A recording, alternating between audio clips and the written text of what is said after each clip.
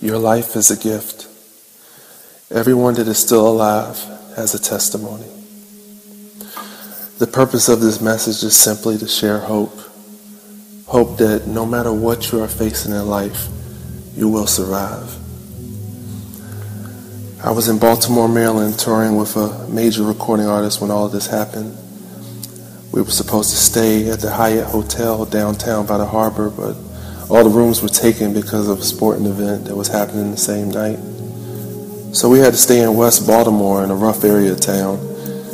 It really didn't make a difference to me because I've been in hotels all across the country, good and bad. When I check into a hotel, I kind of have a pattern of doing things no matter where I am. I drop off my luggage, I joke around with the band for a little bit, and I go to the nearest gas station and get some junk food, Gatorade or Waffle House, IHOP, whatever is open. Then I come back and relax. This night was no different. I did the same thing. I walked outside and headed toward the gas station, which was about 3 blocks away. As I walked through the second block, I could see 6 guys standing on the corner, talking to each other, looking in my direction. I really didn't even pay them any mind and just kept walking towards the store. Just then I realized I left my wallet in my room. I turned around and went back to the hotel and got my wallet. My best friend Lydell, who was a drummer that was on my band at the time, told me to stop going places by myself. I told him I was good like I normally do and went back to the store. I walked past the same group of guys and they were watching me again. I continued to the store and got my usual Gatorade, candy, junk food, and headed back to the hotel. When I came past that same block, the same guys immediately just came towards me. Strangely, the whole street was clear and no one was on it like I saw just a few minutes before. By this time, I figured out that they were a gang, and the leader came towards me and he said, "What you doing out here, homie?" I just turned to him and said, "I'm chilling, bro." Just kept walking. They circled around me and he said to me, "What's up with that phone?" At this point, I knew it had nothing to do with the phone, or nothing that I said or did had anything to do with what he was asking me. I figured they were going to rob me, so I didn't even respond. I just told him it was off and put it back in my pocket. Really, it was off though. Sprint had cut me off for being over my account spending limit. He walked closer to me and right in my face and he said, "Well, you got to roll out, homie." At that point, he pulled out a .45 caliber gun from his jacket and he pointed it directly at me at point blank range. I didn't even have time to react. I heard the first shot and saw a bright light from the gun that blinded me, and I fell immediately to the ground. He stood over top of me and pointed the gun at me again and said, "Peace out, homie." He fired 7 more shots into my body. Instantly, at that moment, just for a second, I saw an angel appear in front of me. The angel looked transparent and was kneeling down literally with both arms in front of him, as if every bullet was going through the angel. I knew it couldn't have been a figment of my imagination because I had no time to even think about this. I had no time to think about anything other than the pain I was feeling from every single bullet that was going in my body. When he finished shooting me, his other boys picked up shell casings that had fallen to the ground around me, and they laughed and joked with each other about how they just smoked me. Right then I heard God speak to me and tell me not to move. It was really strange because I wanted to yell, I wanted to scream, I wanted to breathe. I wanted to know if I was alive, but I couldn't do it. They were still looking at me. So I just laid there and didn't breathe. My eyes were still open, but they were fixed, even though I felt pain all across my body.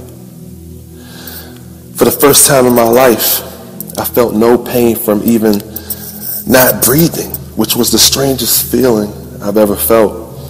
That's how I knew God was right there with me. As I continued to hold my breath, waiting for them to leave, I felt the blood all around me. When they finally ran to the car, I drove off. They drove off at full speed. I took my first breath. I remember softly yelling, "Oh God, God." As I looked around me and saw the pool of blood and holes in my shirt, I tried to stand up, but I couldn't.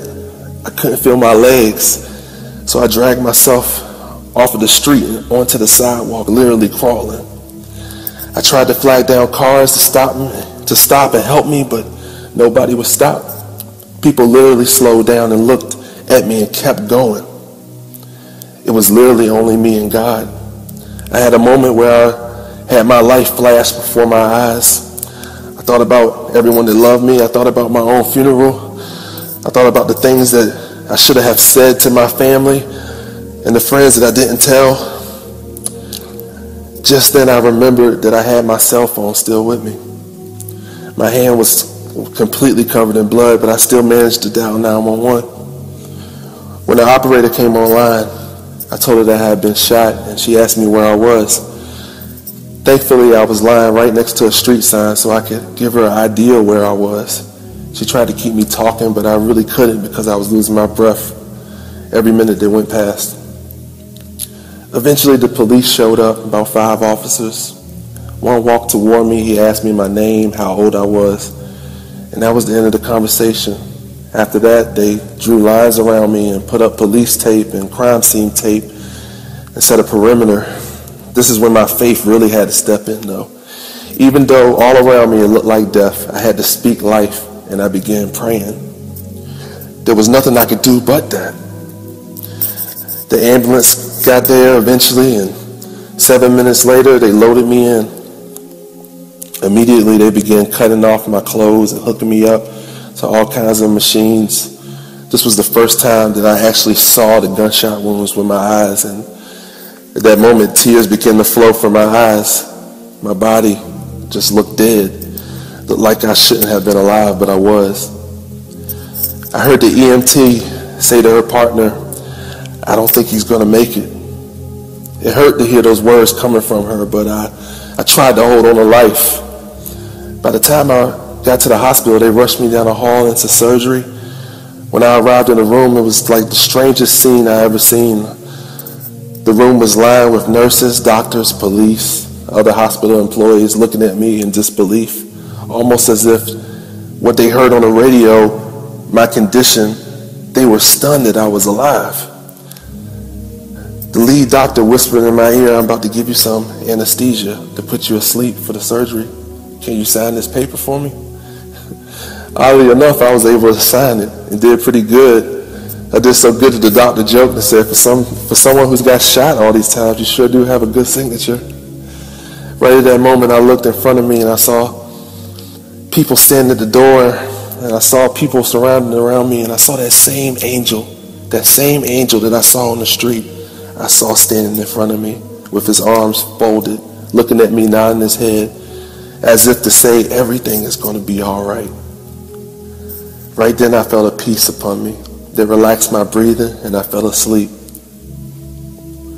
When I opened my eyes, I saw tubes all around me. I heard beeping sounds from all the machines. I saw bandages across my chest. I thought to myself, I'm alive. The first thing that I thought was, how in the world was I alive? There was a nurse standing to my left, and she looked at me right in the eye and said, "You made it. You made it, Marcus." A doctor came in the room and told me I was lucky to be alive.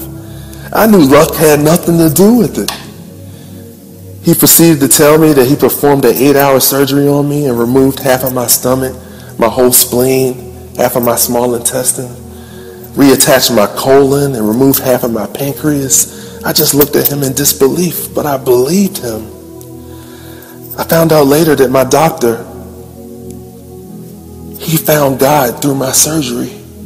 He acknowledged that it was not possible that he did the surgery by himself. Today I can walk. I had to learn how to do that all over again. Today I can play the piano even though I lost the feeling in my right hand. Today I can eat even with a half of a stomach.